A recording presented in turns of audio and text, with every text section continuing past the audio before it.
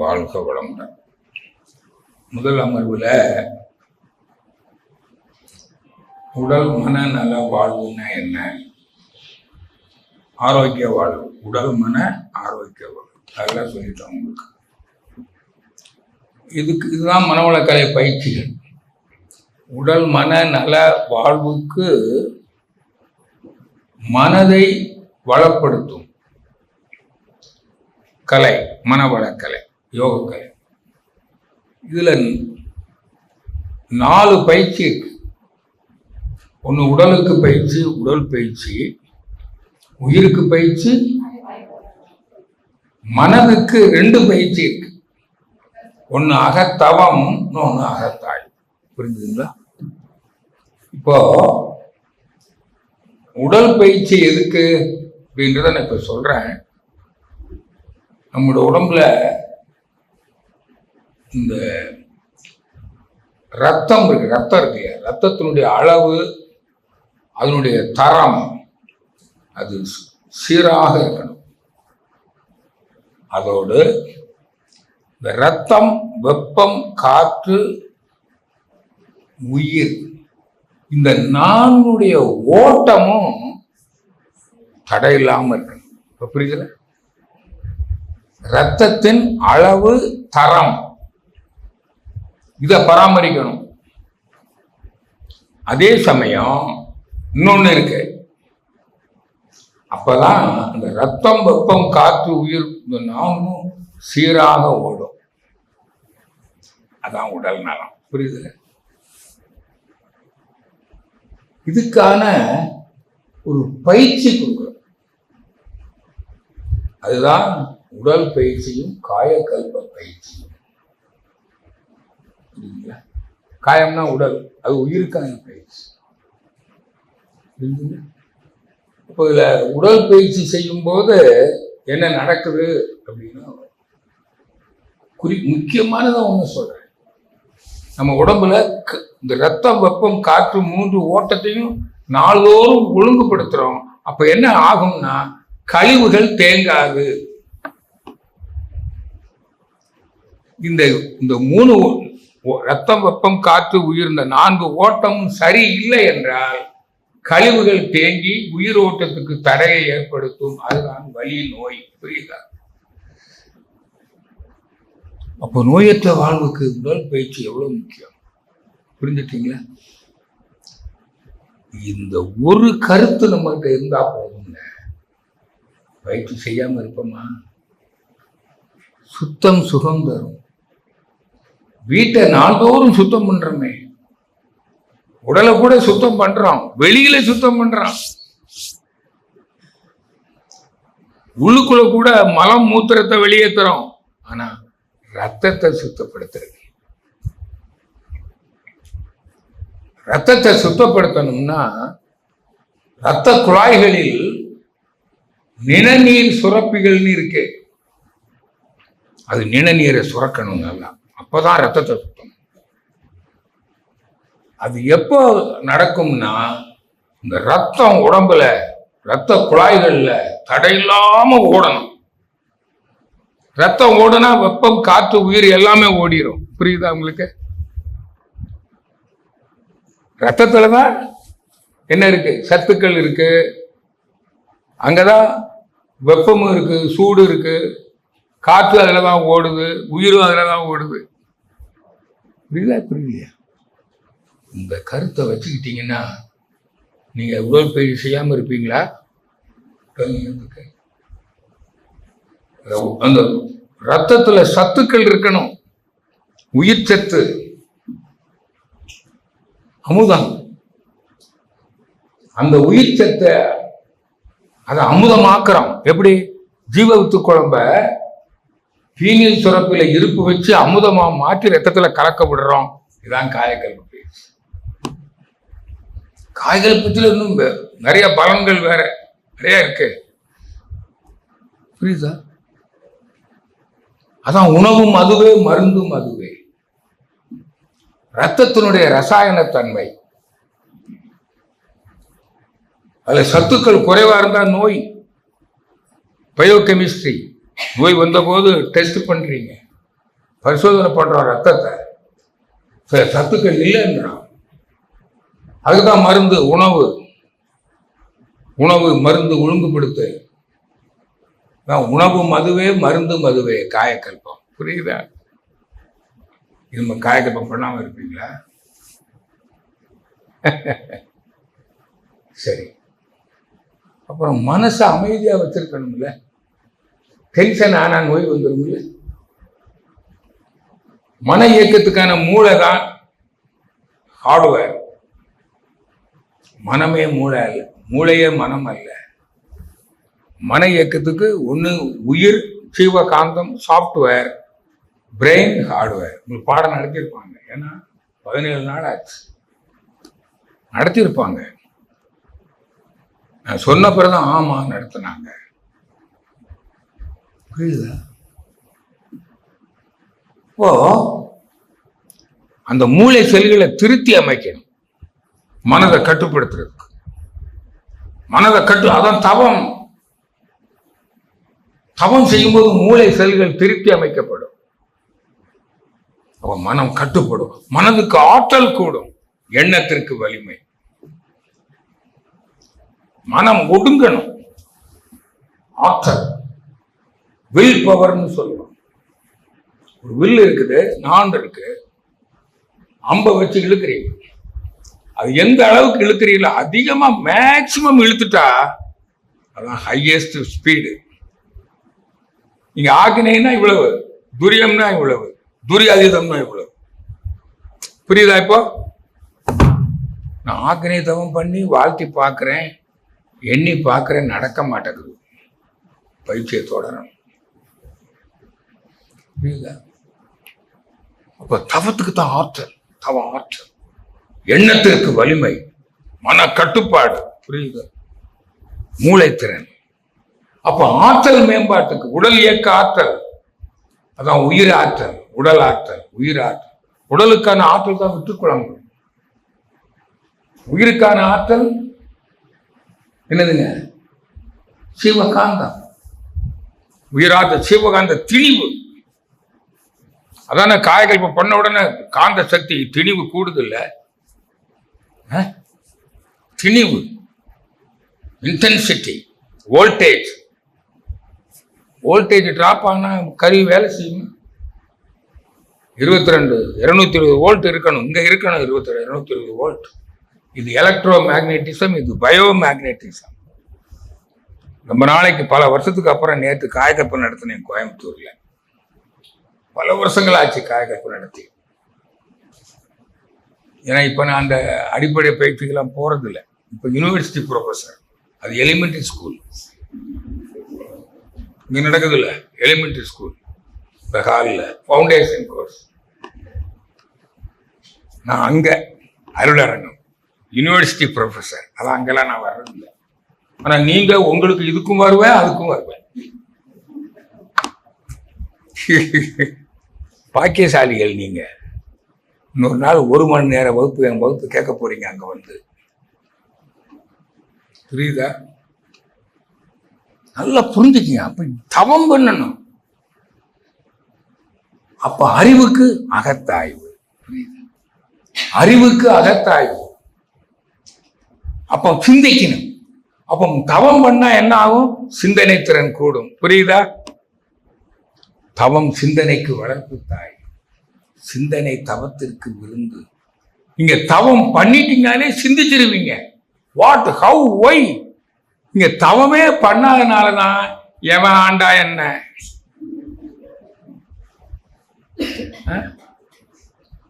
நாட்டுல போர் நடக்குது, அது எவனை செத்துட்டு போறான் போ. நமக்கு சிலிண்டர் வரலன்னு சொன்னாதான், அப்பதான், அப்ப கூட சிலிண்டர் வரல, சிலிண்டர் வரல, சிலிண்டர் வரல. அட ஏண்டா உனக்கு சிலிண்டர் வரல? சிந்திச்சியா? சிந்திக்கிற திறனே கிடையாது. What, how, why. சில குழந்தைகள் பாருங்க, அம்மாட்ட கேட்கும், அது என்ன, இது என்ன, ஏன், எதுக்கு, நோனா நோனா நோனா நோனா. அப்பவே பார்த்துக்கலாம், இந்த பிள்ளை நல்லா படிக்கும். சில மக்கு மண்டு அதை வாங்கி கூட இதை வாங்கி கூட வாங்கி தின்னுட்டு நல்லா உறங்கும். அப்புறம் என் பிள்ளை படிக்க மாட்டேங்குது, என் பிள்ளை படிக்க மாட்டேங்குது. நொய்ய நொய்ய நொய்ய நொய் போடுது. நிறைய பேர் சிந்திக்கிறதே இல்லை. புரியுதா? தேர்தல் வருத, என்ன அது இதுக்கு நடத்துறான்? கலெக்டரேட்ல இருந்து 100% வாக்கு போடணும், எல்லாரும் போட்டுருங்க எல்லாரும். என் பையனை கூட சொன்னேன், டேய் ஓட்டு போட வர முடிஞ்சா வந்துடுடான்னு. பல லட்சம் ரூபாய் செலவாகும், பரவாயில்ல முடிஞ்சா வந்துடு.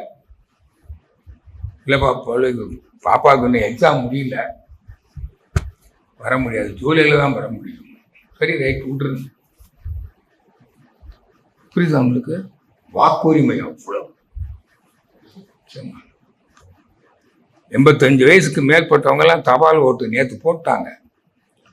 1,41,000 பேர் ஓட்டு போட்டிருக்காங்க தமிழ்நாட்டில். 1,41,000 ஏஜ்டு பீப்புள் அண்ட் மாற்றுத்திறனாளிகள். இதெல்லாம் பார்க்கணும். செய்தி மொபைல் போனு கையில் வச்சிருந்தா போதாது, எல்லா செய்தித்தாளும் இருக்கு, கூகுள் மீட் இருக்கு, யூடியூப், அது இதுன்னு அதை பார்க்கணும். என்னத்தை தான் பார்ப்பாங்களோ தெரியல. எப்ப பாரு போன் கையில தான் இருக்கு. என்ன நிறைய பேர் உட்காந்து கேம்ஸ் விளையாடு. இப்ப நான் வரும்போது என் பக்கத்துல உட்காந்து ஒரு பெரிய ஆளு, சின்ன பிள்ளைனாலும் பரவாயில்ல, ஒரு 45 வயசு இருக்கும், அது உட்காந்து கேம்ஸ் விளையாடிட்டு வருது. ஐயோ, என்னால உருப்படத்தானா?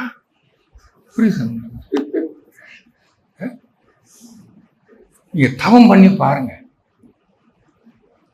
சும்மாவே இருக்காது, சிந்திக்கும். சிலருக்கு பிறவியிலேயே தவ பலன் இருக்கிறது. குழந்தைகளுக்கு அவன் இல்லாதவங்களுக்கு என்ன பண்ணணும்? சிந்திக்கும் வயதை அடைஞ்ச உடனே 14 வயசு ஆன உடனே உங்க பிள்ளைகள் பேர பிள்ளைகள் எல்லாம் மன்றத்துக்கு கூட்டிட்டு வந்துடணும். ஒரு பொண்ணு, சின்ன பொண்ணுகள் வந்திருக்குது, ரொம்ப மகிழ்ச்சியாக இருக்கிறது. உங்க வயசுல எனக்கு கிடைக்கல, நான் சொல்லுவேன். என் மகளுக்கு இந்த கல்வியாவோட பல்விக்கு நான் தான் கூப்பிட்டேன், வரல, சொல்லி கொடுத்தேன், இப்போ செய்யல. இந்த கல்வி கூடத்திலேயாவது கட்டாய பாடம் ஆக்கி இந்த வாழ்க்கை கல்வியை அதுல பாஸ் பண்ணாதான் உனக்கு டிகிரி சர்டிபிகேட் கொடுத்துருந்தா என் பிள்ளைக்கு அவ உடற்பயிற்சி, காயகல்பம், தவம் எல்லாம் கத்துட்டு வந்திருப்பா, ஹெல்த் எப்படி மெயின்டைன் பண்ணணும் எல்லாம் தெரிஞ்சுட்டு வந்திருப்பா. அப்போ 50 வயசுல சாவாளா? செத்து போனால போன வருஷம் 50 வயசுல. திடீர்னு 7 மணிக்கு என்கிட்ட பேசுறா, நான் தம்பியை ஏர்போர்ட்ல போய் சென்ட் ஆஃப் பண்றதுக்கு போயிடுவேன்ப்பான்னுட்டு. சரிம்மா அப்படின்ட்டு. 1/2 hour கழிச்சு கால் வருது, சந்திரா வாந்தி எடுத்து அப்படியே விழுந்தா செத்து போயிட்டான். போட்டேன். கல்விக்கூட கல்வியில் என் மகளுக்கு உடல்நலம் காக்கும் அறிவை இந்த அரசாங்கம் கற்றுக் கொடுத்திருந்தால் என் மகள் செத்திருக்க மாட்டாள். என் மகளின் சாவுக்கு காரணம் இந்த அரசு. பேஸ்புக்ல போட்ட இன்னும் இருக்குது, தைரியம் வேணும் போடுறது. கல்வி வாழ்க்கை வாழ்றதுக்கு, வாழ்க்கைக்கு கல்வி பருவம் ப்ரிப்பரேட்டரி பீரியட், இல்லற வாழ்வுக்கு தயார்படுத்தும் பருவம், மாணவ பருவம். உங்களுக்கு கிடைச்சிருந்தா இங்க வந்திருப்பீங்களா? கிடைக்கலையே.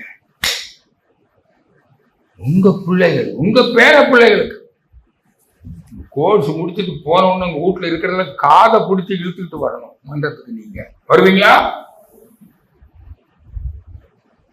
உன்னை அன்பா கூப்பிடணும், இல்லைன்னா கம்பல் பண்ணணும், இல்லைன்னா உனக்கு சோறு கிடையாது. போடுங்க, செத்து போயிடுங்களா? அதெல்லாம் சாவாது. வயிறு காஞ்சா குதிரையும் வைக்கப்புல்லு திங்கும். பிள்ளைகளை கண்டிச்சு வளர்க்க தெரியணும், பெத்தா மட்டும் போதாது. புரியுதா? அப்படியே வேகம் வருது எனக்கு. ஏன்? இந்த அகத்தாய் சிந்தனை, அறிவு, சிலருக்கு தவம் பண்ணாமலே இயற்கையிலே நல்லா சிந்திக்கும், அதை பற்றி பிரச்சனையே இல்லை. பெரும்பாலும் இல்லாம தானே கிடக்குது. அப்ப தவம் செய்யணுமா இல்லையா? நீங்க தவம் செஞ்சாதான் உங்க பிள்ளைகளுக்கு பண்ணு. முதல்ல இங்க தவம் ரொம்ப முக்கியம். இங்க தவம் பண்ற நேரம் தவிர மற்ற நேரத்துல எல்லாம் வெள்ளிக்கிழமை நீங்களாக மற்ற நாட்களில் உயிர் மையத்தை புருவ மத்தியிலோ உச்சந்தலையிலேயோ வைத்திருக்க பழகிக்கொள்ள வேண்டும் என்று ஒரு தீட்சை கொடுத்து அன்னைக்கு சொன்னமா இல்லையா? ஆனா அதை எத்தனை பேர் அதை கடைப்பிடிக்கிறீங்க? பிடிக்காவிட்டால் இன்னையிலிருந்து செய்யுங்க. இல்லைன்னா நீங்க தவம் செய்து கடவுளை காண்பது காலதாமதம் ஆகிவிடும். சாகிறதுக்கு 4 நாளைக்கு முன்னால கடவுளை கண்டு விட்டேன், நோ யூஸ். நீ நிம்மதியா வாழ போறது அந்த 4 நாள் தான், அதுவும் படுக்கையில படுத்த பிறகு. அப்ப எப்ப கடவுளை காணணும்? Earlier the better. திருமணம் ஆகிறதுக்கு முன்னாலே மனவளக்கலையை கற்று கணவன் மனைவி இருவரும் அறிவிலே முழுமை பெற்றவர்களாக இருந்தால் அவங்க இல்லற வாழ்க்கை எப்படி இருக்கும்? இப்ப புரியுதாமா?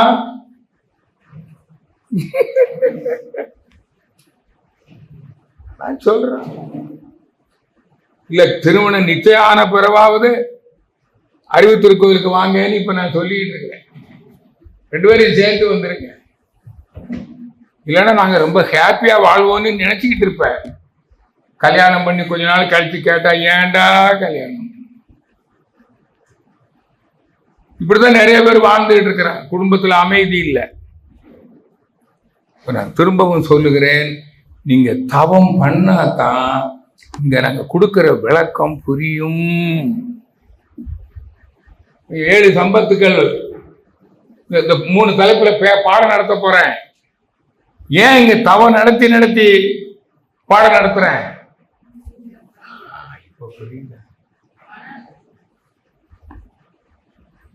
தவம் பண்ணிட்டீங்கல்ல, இப்ப சொன்னா புரியும் இல்ல? ரைட். இப்போ உடல் மனநல வாழ்வுக்கு 7 சம்பத்துக்கள் வேண்டும். 7 சம்பத்து சொல்லிட்டோம் பாருங்க.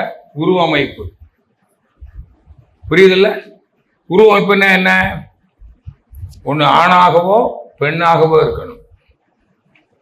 பெண்ணொன்னு இருக்குது இல்ல, திருநங்கை. அது வாழ்க்கை வாழ முடியுமா? புரியுதா? அப்ப ஆண் உருவம் அல்லது பெண் உருவம்.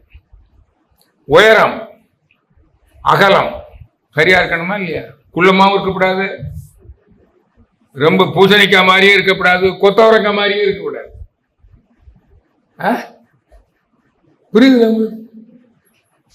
கை இருக்கணும், கால் இருக்கணும், 5 விரல் இருக்கணும். புரியுது இல்ல? இதுதான் உருவமைப்பு. சரிதானா இல்லையா? பாடம் புரியுதா புரியலையா? மாற்றுத்திறனாளியா இருந்தா நீங்க சிறப்பாக வாழ முடியுமா? புரியுது இல்ல? உருவமைப்பு ஒத்துக்கிட்டீங்களா?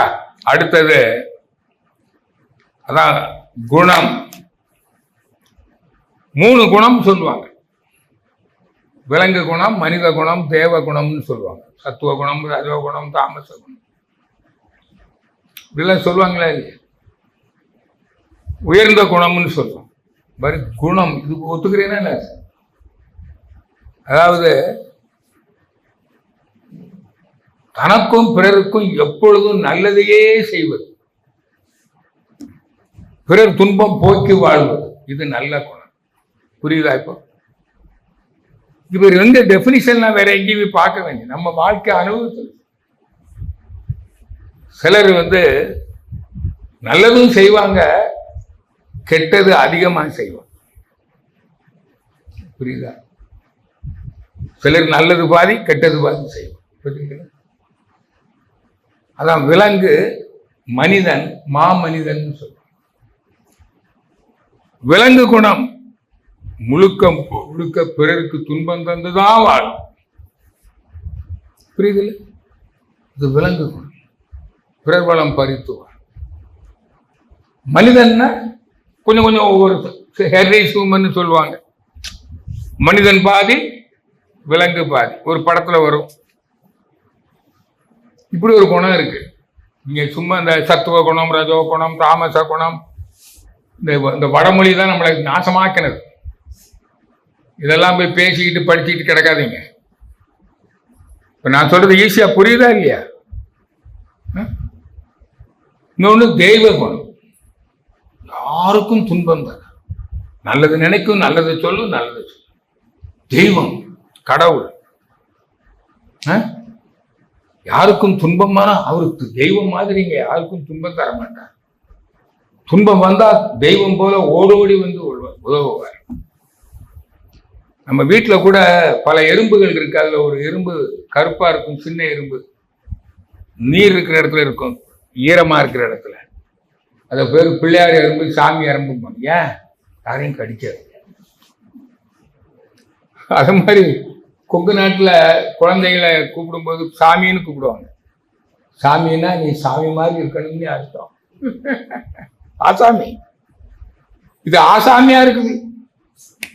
ஆசாமின்னா ஆசை உடைய சாமி, ஆசையே துன்பம். புரியுதா? நம்ம எல்லாரும் என்னவா இருக்கணும்? சாமியா இருக்கணும், ஆசாமியா இருக்கக்கூடாது. சொல்றது புரியுதா? புரியுது. வேதாத்திரி சொல்லி புரியலன்னா யார் சொன்னாலும் புரியாது. சரி, இப்ப குணம். இப்ப நல்ல குணம் வேணும்னு தெரிஞ்சிட்டீங்களா? ரைட். அடுத்தது பாருங்க, அறிவின் உயர்வு. அறிவு வந்துங்க அந்த 4 நிலையா பிரிப்பாங்க. வெந்தக தின்னு விதி முடிஞ்சா சாகிறதும்பா. அன்னமய கோஷ அறிவு நிலைன்னு சொல்லுவாங்க. உடல் தேவைகளை நிறைவு செய்வான். புரியுதா? தூக்கம் வந்தா தூங்குவான், இனப்பெருக்கம் பண்ணுவான், செத்து. இது அன்னமய கோஷம். இப்படி சிலர் இருக்காங்களா இல்லையா? இன்னொன்னு மனமய கோஷம். மனமய கோஷம்னா ரசிக்கிறது. இப்ப நிறைய பேர் இருக்காங்க, ரசன உணர்வே கிடையாது. நிறைய மாதிரி அந்த மாதிரி பட்டதை கல்யாணம் பண்ணிக்கிட்டு தான் அவஸ்தைப்படுறாங்க. சினிமா தியேட்டருக்கு போயிடும், அங்க போய் உறங்கும்.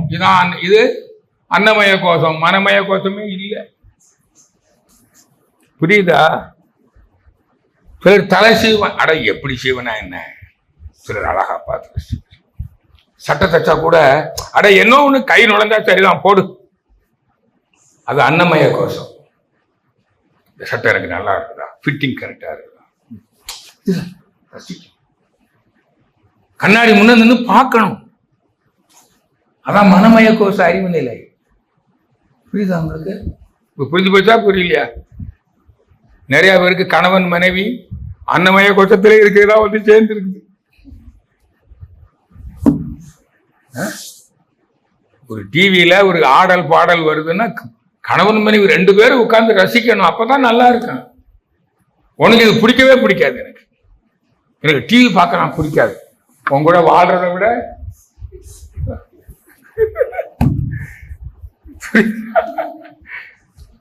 அறிவு நிலை, மனமய கோஷ அறிவு நிலை. அடுத்தது விஞ்ஞானமய அறிவு. இந்த இயற்கை நிகழ்ச்சிகள் என்ன, எவ்வாறு, ஏன்?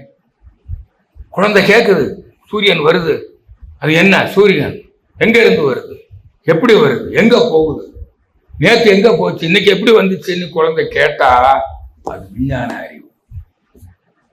இயற்கை நிகழ்ச்சிகள்.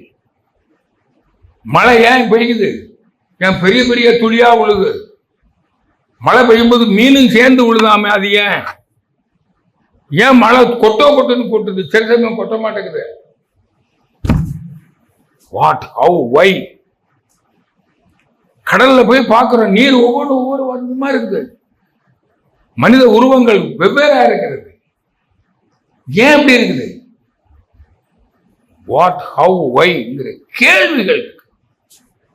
What it is, how it is, why it is. இதுதான் விஞ்ஞான அறிவு, விஞ்ஞானமய கோஷம். அதுக்கு மேல நான் யார், எங்கிருந்து வந்தேன், ஏன் வந்தேன், எப்படி வந்தேன், ஏன் வாழுகிறேன், இந்த பிரபஞ்சத்தில் அனைத்தையும் ஏதோ ஒன்று படைத்து காத்து மறைத்து கொண்டிருக்கிறதே, அது தெய்வம் என்று சொல்லுகிறார்களே, கடவுள் என்று சொல்லுகிறார்களே, generator, operator, deleter, TOD God, படைத்தல், காத்தல், மறைத்தல். இப்படி சிந்திக்கணும். அது சிந்திக்காம கோயில் கோயிலா போகும். திருப்பதியில போய் காத்து கிடக்கும், ஆன்லைன்ல புக் பண்ணிட்டு. செத்தாலும் பரவாயில்ல. நிறைய பேர் சாமி பார்க்க போன இடத்துல செத்தே போயிட்டாங்க. தெய்வம்னு ஒண்ணு இருக்கா இல்லையா? கடவுளே என்னை காப்பாத்தும்னு சொல்றானே, அங்க இருக்கிறவனையே காப்பாத்தலையே. என்னைக்காவது சிந்திச்சியா? ஆண்டாண்டு காலம் கோயில்ல பூஜை பண்ணிக்கிட்டு இருக்கிற அர்ச்சகரையே அங்கேயே கழுத்து அறுத்து கொலை பண்ணிட்டு சாமி நகையெல்லாம் திருடிட்டு போயிட்டானே. சாமி இருக்கா இல்லையா நீ என்னைக்காவது கேட்டியா?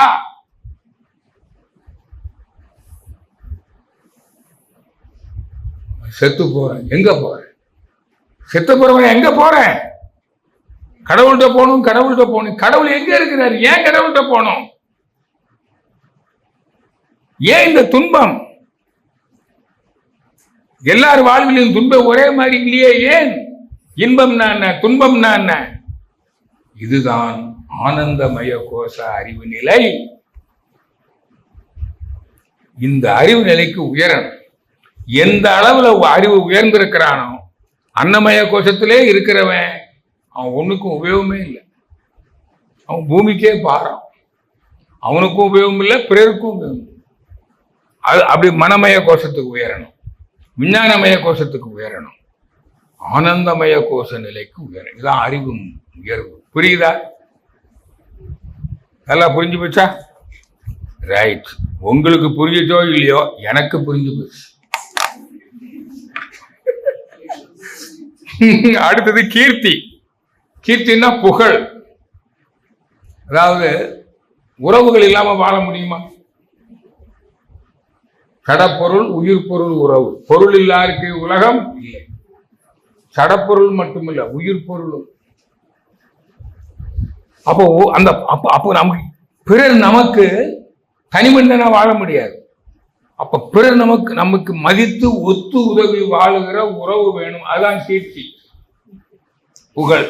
நாம் பிறருக்கு பயனுள்ளவராக வாழ்ந்தால் நம்மை பிறர் மதித்து போற்றி காப்பார்கள். இதுதான் புகழ், உயர் புகழ். அதான் கீர்த்தி. அழியாது நிலைத்து நிற்கும். சமுதாயத்துக்காக வாழ்பவர்கள், சமுதாய தலைவர்கள், அவங்க தான் சிலை வச்சிருக்கிறோம். சமுதாய நலனை முன்வைத்த காமராசருக்கும் சிலை வச்சிருக்கோம். இந்த சமுதாயத்துக்கு கேடு பண்ணின கூட்டத்துக்கும் சிலை வச்சிருக்கோம். சிலை வச்சது மட்டும் இல்லை, மெரினாவில் பெரிய இடம் கொடுத்து வச்சிருக்கோம்.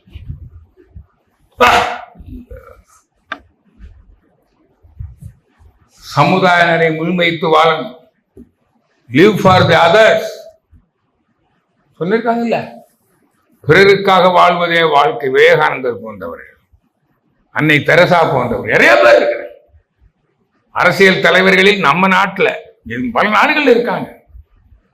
பெருமைக்குரிய பெருந்தலைவர் காமராஜ். புரியுதா? கீர்த்தி, புகழ். புரியுதா புரியலையா? தோன்றில் புகழோடு தோன்றுக அத்திலார் தோன்றலில் தோன்றா நீ பிறக்காமலே இருந்திருக்கலாம். வள்ளுவர் சொல்றார். புரியுதுல்ல?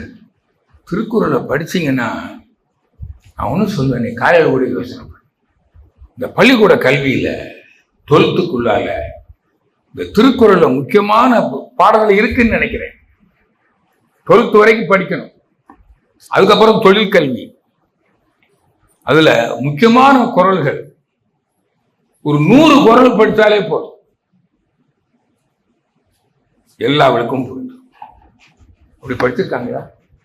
அகர முதல எழுத்தெல்லாம் ஆதி போகணும் முதற்றே உலகன்னு படிச்சிருப்பாங்க. அது பொருள் தெரியாது. சுத்த வெளிதான் அனைத்துக்கும் தோற்றம் மகா பெரியது. நாம சொல்ற சுத்த வெளி. திருக்குறள் படித்தவனுக்கெல்லாம் இந்த ஒரு குறளுக்குன்னா கடவுளை பற்றி அறிவு இருக்கும் இல்ல. 2வது குறள் வால் அறிவன்னு வருது இல்ல. அறிவுதான் கடவுள், அதுதான் உருவம் இல்லாதது, அதுதான் மகா பெரியது. படித்தவர்களாம் இருக்கா? நீ திருக்குறளை கத்து கொடுத்திய, அடா கத்து கொடுத்த முட்டாப்பையில. நீ மனப்பாடம் பண்ணி மார்க் தானே போட்ட, புரியுதா? கசடரை கட்டியா? கற்க கசடரை கற்பவை கற்றவை நிற்க அதற்குத்தான். பயனற்று போய்விட்டது கல்வி, புரியுதா? அந்த திருக்குறள் பேசும்போது எங்க அப்படியே திருவள்ளுவர் தான் உள்ள இருந்து பேசுறார். ஒரு செய்தியை சொல்றேன். வாழ்ந்து மறைந்த மகான்களில் ஆன்மாக்கள் சிலருக்கு காட்சி கொடுத்து பேசும். மகிழ்ச்சிக்கு வள்ளலார் வந்து பேசினார், போகர் வந்து பேசினார், அவருடைய கவியில சொல்லியிருக்கிறார். என்னிடம் திருவள்ளுவர் வந்து பேசினார் 15th June 2008. அதனால்தான் என்னவோ நான் திருவள்ளுவரை அவரோடு கலந்து விட்டேன்.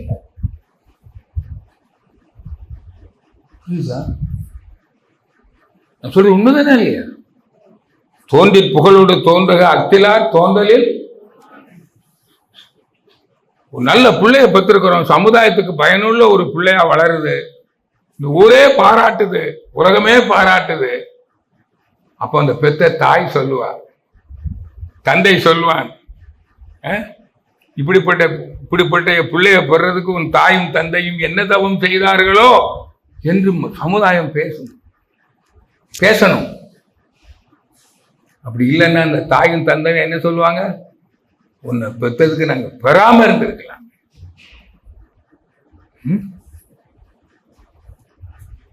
அப்பனையும் மகனையும் அடிச்சு கொண்ட அந்த காவல்துறை அதிகாரிகள் அவங்க பெற்றோர்கள் இப்ப இருந்தா சொல்லுவாங்க, உன்னை பெற்றதுக்கு உன்னை பெறாம இருந்திருக்கலாமே. புரியுதா? புரியலையா? புகழ் தேவைதானே? தேவையில்லையா? வாழணும். ஆமா, அப்படி உடல் வலிவு ஸ்ட்ரென்த். உடல் வலிவுலன்னா நீங்க உழைக்க முடியாது, உலக இன்பங்களை அனுபவிக்க முடியாது. புரியுதா? உடல், அதான் உடல் நலம், உடல் ஆரோக்கியம்னு சொல்றீங்க. பிசிக்கல் ஹெல்த் எவ்வளவு முக்கியம். உடல் நலம் இல்லைன்னா அறிவில் உயர முடியாது. பாடங்களை கல்வி அறிவில் உயர முடியுமா? கற்க முடியுமா?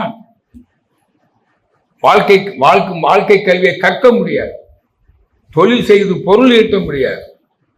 புலன் இன்பங்களை அனுபவிக்க முடியாது. பிறருக்கு உதவவும் முடியாது. இந்த உடல் நலம் அவ்வளவு முக்கியமானது. உடல் வலிவு, புரிஞ்சதில்ல? அடுத்தது சுகம். வாழ்க்கையில சுகம், இது வந்து இன்னைக்கு படத்தை எப்போ புரியுதோ, சுகம்னா வாழ்க்கை வசதிகள் மட்டும் இல்லை, துன்பம் இல்லாத வாழ். நிறைய பேருக்கு துன்பங்கள், பிரச்சனைகள் வந்துகிட்டே இருக்கும். துக்கம், சுக துக்கம். வாழ்நாள்ல அனுபவிச்சதுல சுகமா வாழ்ந்தது, துன்பம் இல்லாமல் வாழ்ந்த காலம், துன்பத்தோடு வாழ்ந்த காலம். நிறைய பேர் வாழ்க்கையில சுகத்தை விட துக்கம்தான் மிகுந்திருக்கு. சுகம் இல்லை, சுக வாழ்வு, துன்பம் இல்லாத அமைதியான ஆனந்தம். அது பொருள் வசதி மட்டும் சுகம் அல்ல. பொருள் வசதி மட்டும் ஏர் கண்டிஷன் சாரோன்னு சொல்லுவாங்க. பெரிய காஸ்ட்லி கார்ல கவலையோட போன புருஷன் பொண்டாட்டி 2 பேரும் சண்டை போட்டுக்கிட்டு கார்ல போனா எப்படி இருக்கும்? ஆடி கார்ல ஆடாம போனாலும் ஆடி கார்ல அங்க எங்க சுகம்? புரியுதா? அதே மாதிரி செல்வம், புரியுதா? பொருள் ரொம்ப முக்கியம். பொருள் இல்லாருக்கு இவ்வுலகம் இல்லை. எல்லாருக்கும் தெரியும். உங்களுக்கு உயிர் வாழ்வதற்கும் உலக இன்பங்களை துய்ப்பதற்கும் கஷ்டப்படாமல் காலத்தை மிச்சப்படுத்தி வாழ்வதற்கும் பொருள் அவசியம். பொருள் இல்லாருக்க எல்லாம் சரி. இப்ப இவ்வளவு இருந்தாதான் நம்ம வாழ்க்கை நல்லா இருக்கும். ஹெல்த்தி லைஃப், ஆரோக்கிய வாழ்வு. இப்ப காரணம் 16 காரணங்களால் நமக்கு இந்த வாழ்க்கை வளங்கள் சரியாக அமைவதில்லை. இதை தெரிஞ்சுக்கிட்டோம்னா எங்கெங்க குறைபாடு இருக்கோ அதை எதை மாற்ற முடியும். இந்த 16 காரணங்களை நம்மகிட்ட ஏதாவது குறை இருந்தா அதை நிறைவு செய்து கொண்டால் இந்த வாழ்க்கை வளங்களோடு வாழலாம் அல்லவா, முக்கியமான சப்ஜெக்ட் இது. அப்போ இந்த 16 நமக்கு தெரியணும் இல்ல, அது தெரிஞ்சுக்கிட்டாலே அது அறிவுக்கு ஒரு பெரிய வெளிச்சம்.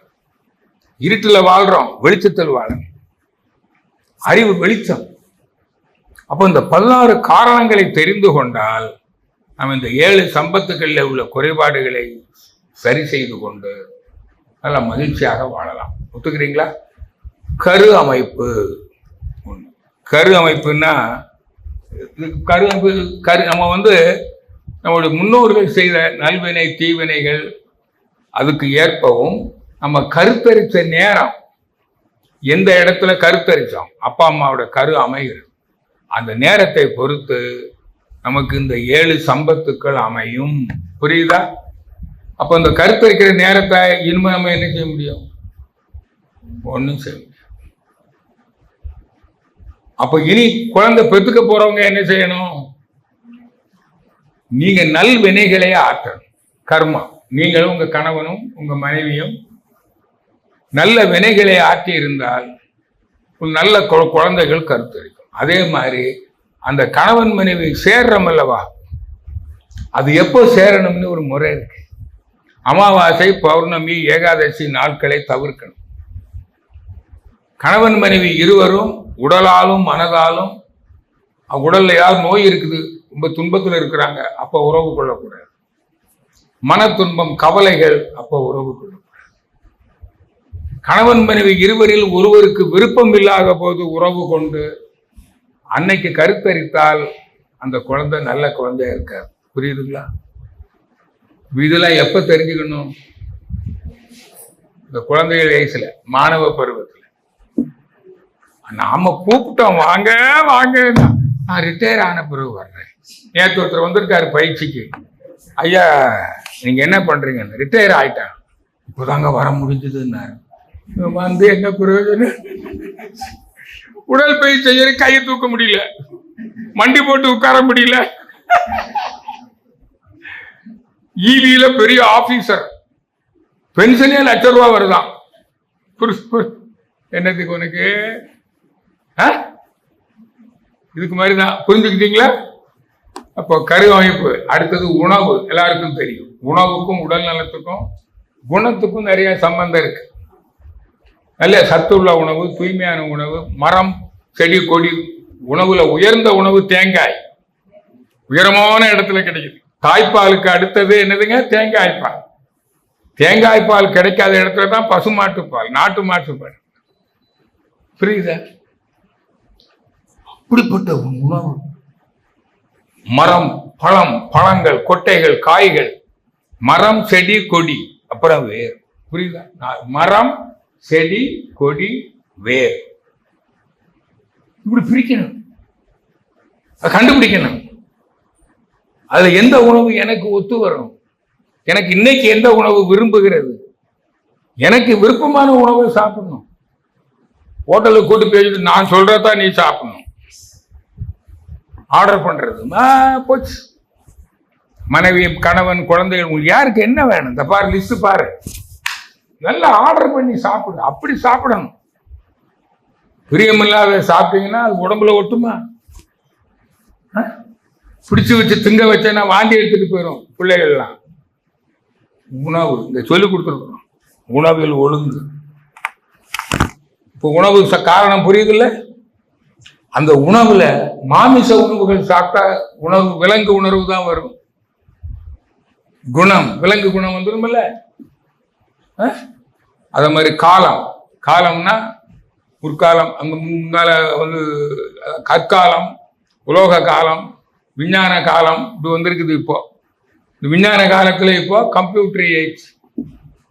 அப்ப இந்த காலத்துக்கு தகுந்தாற் போல நம்முடைய வாழ்க்கை நிலைகள் மாறும் இல்லையா? பொருள் வசதி, அறிவு நிலை, பண்பாடு, இதெல்லாம் வருதா இல்லையா? அதே மாதிரி தேசம், தேசம்ங்கிறது மண்ணினுடைய தன்மை, ஈக்குவாலஜிக்கல் ரீசன். மண்ணின் தன்மை இந்தியாவில் ஒரு மாதிரி இருக்கு, இந்தியாவிலேயும் தமிழ்நாடு ஒரு மாதிரி இருக்குது, இங்க ஊட்டி வேற மாதிரி இருக்குது. இங்க மண்ணின் தன்மை, கோள்கள் அலைவீச்சு, தட்பவெப்ப நிலை, இதுக்கு தகுந்தாற் போல மனித உருவமே மாறும். ஒருத்தர் ஒரு வெள்ளக்காரன்னா அந்த நாட்டில் போறான், மங்கோலியன்ஸ், ஆளை பார்த்தாலே சொல்லிடலாம் ஆப்பிரிக்கா. அந்த அங்குள்ள மண்ணின் தன்மை, கோள்களின் அலைவீச்சு, தட்பவெப்ப நிலைக்கு ஏற்ப உருவமைப்பு வருதா வரலையா? இங்க இருந்து இந்தியாவில இருந்து போனவங்க ஒரு தமிழன் அங்க போய் பல தலைமுறைகளாகி ஆப்பிரிக்காவில் இருந்தா பல தலைமுறைகளுக்கு பிறகு ஆப்பிரிக்கா குழந்தை மாதிரியே பிறக்கும். புரியுதா புரியலையா? இப்பவே நம்முடைய முன்னோர்கள் அமெரிக்காவில் போய் இருப்பாங்க 5-6 தலைமுறையா. இப்ப பிறந்த பிள்ளைகளை பாருங்க, அது அமெரிக்கா பிள்ளை மாதிரியே இருக்கும். மாறுதா மாறலையா? தேசம், கல்வி, எப்படிப்பட்ட கல்வி இருக்கு? கல்வி முதல்ல குடும்ப கல்வி, அப்புறம் கல்வி கூட கல்வி. இந்த ரெண்டு, இந்த கல்வி எப்படி அமையுது அதை பொறுத்தது.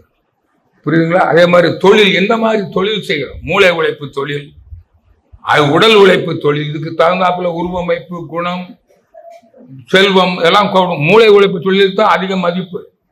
இப்ப பொருளாதார நிலை புரியுதுல்ல? அதே மாதிரி அரசாங்கம், ரொம்ப காலையிலும் சொல்லிக்கிட்டு இருக்கேன், அரசாங்கம் சொல்லிக்கிட்டு இருக்கிறேன், நல்ல திறமையும் நேர்மையும் உள்ள அரசாங்கம் இல்லையா? மக்களுடைய உடல்நல வாழ்வுக்கும் உடல்நலம், பொருள் வளம், நட்பு நலம், அதுக்கு பாதுகாப்பு அளிக்கிற அறிவு திட்டம் அரசாங்கம். பொருள், அதுவும் குறிப்பாக பொருள் வறுமைக்கும் சொன்னல, நோயாளிகள் எண்ணிக்கை கூடுது, அந்த ஏழை செல்வனுடைய இடைவெளி அதிகமாகிட்டு போகுது, சட்டம் ஒழுங்கு, உறவு பிரச்சனை, இதுக்கெல்லாம் யார் காரணம்?